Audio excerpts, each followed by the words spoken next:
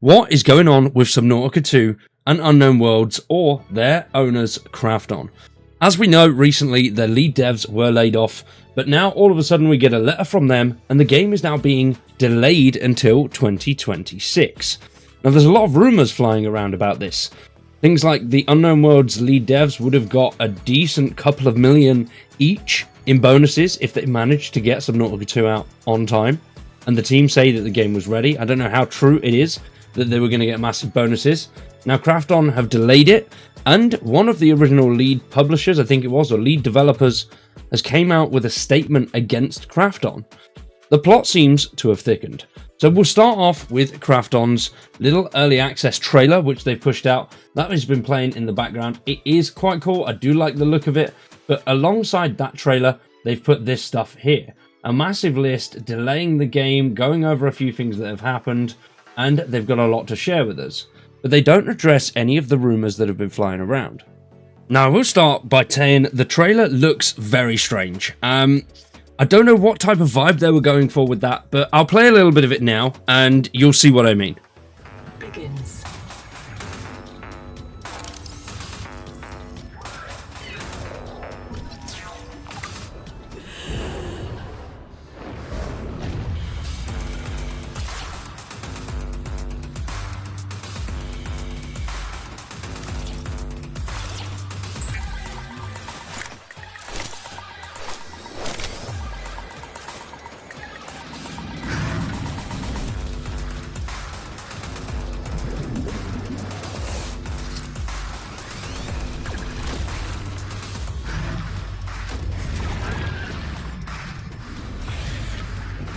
So we'll keep it playing in the background, but do you see what I mean there with that? Just the music, the rhythm of the background, the actual gameplay and flow of gameplay, they've tried to seem very sort of more fast-paced than a Subnautica game.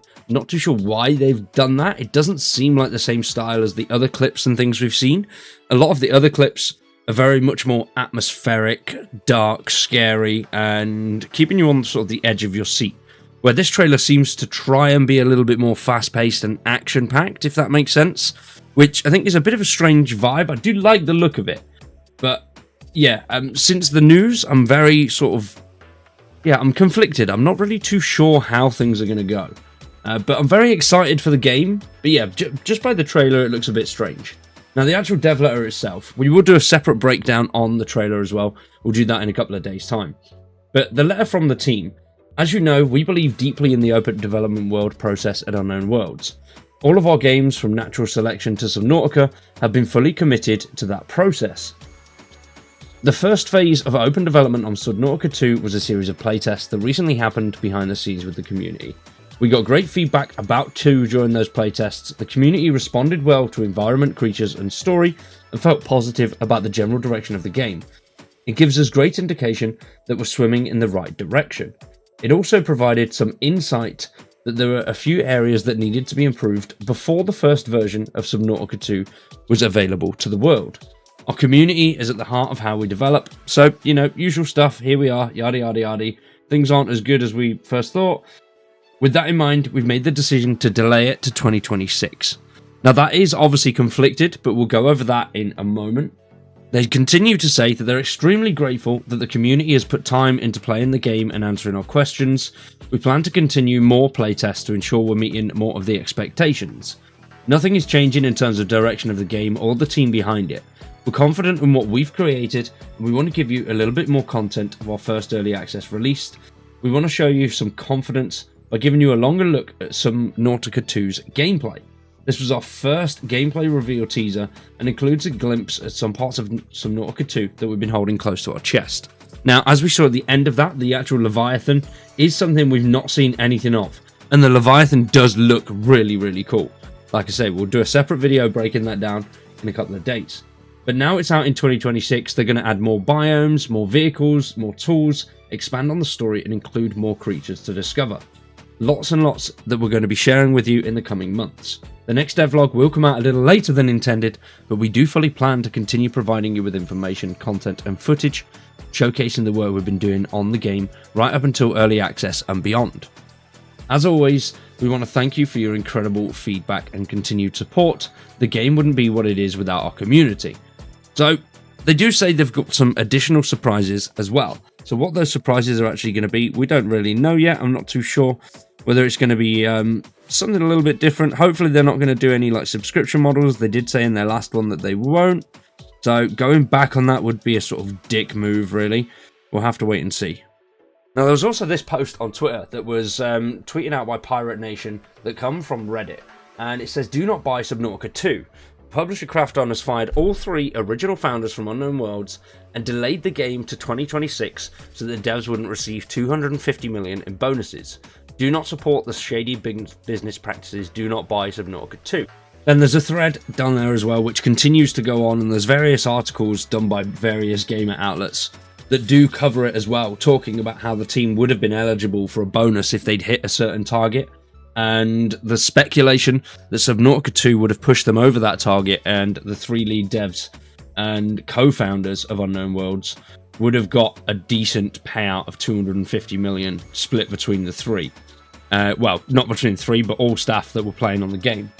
Now, Krafton have put out their own statement, basically throwing everybody under the bus. Now, this is a big old letter as well. There's quite a lot of stuff in there, and it does talk about the $250 million. So, how this is... I really don't know how this is all going to end up, but I don't see any good news for Subnautica 2 in all of this turmoil, if I'm completely honest. Which is bad.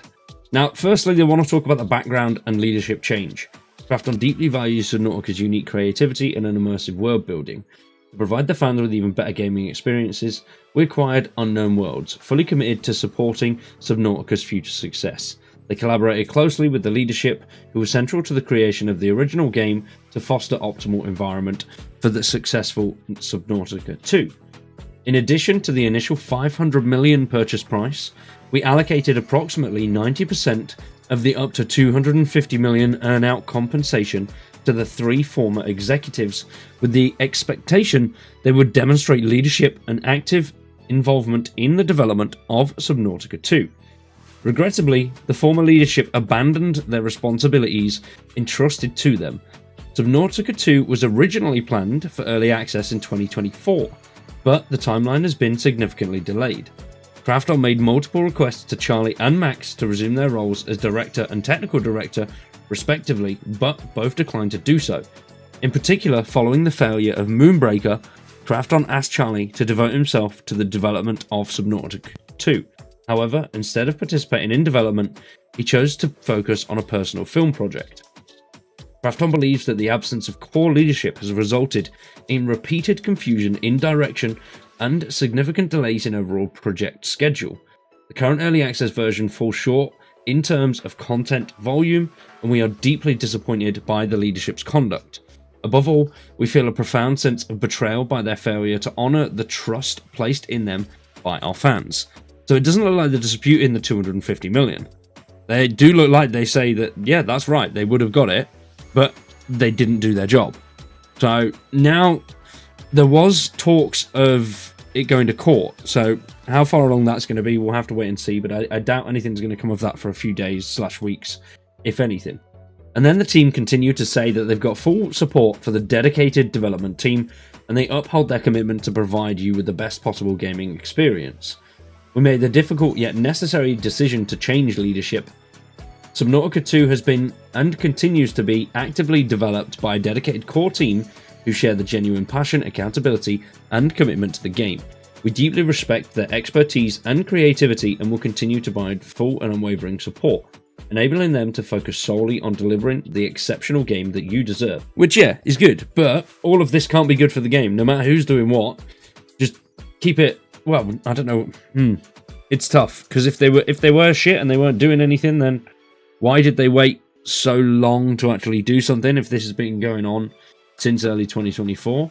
Then, you know, it's taken a long time, but, well, yeah, it could have all come to a head, but the timing of it really isn't the best. It doesn't look good at all, doing it right before you're about to launch an absolutely awesome game that you know is going to absolutely sell like mad, especially if none of this had happened.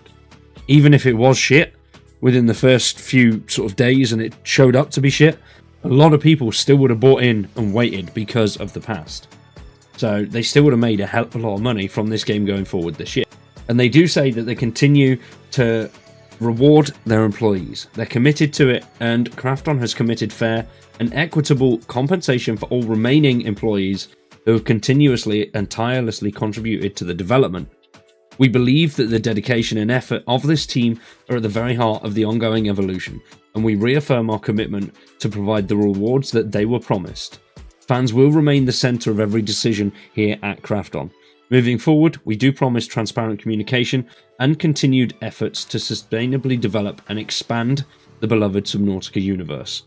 Honouring your trust and expectations is a core tenet at Krafton. Basically, a lot of money is at stake. We don't know who's done what yet. Not 100% sure. There's no real evidence out there for either side. At the moment, they're just firing things at each other. Things might become available, but if they are going to take it to court, I highly doubt things are just getting slung around on X and Twitter. So we'll have to wait and see what is going on with this. Now, when it releases in 2026, could be the back end. We don't know. There wasn't a release window, just in 2026. So we've got a hell of a long time, half a year at minimum, before this game comes out. We'll have to wait and see what goes on. A lot could change between now and then. The team could pull together, something could happen. We'll have to wait and see. For now though, I've been Wired, you've been awesome, thanks for watching, and we'll see you in the next one.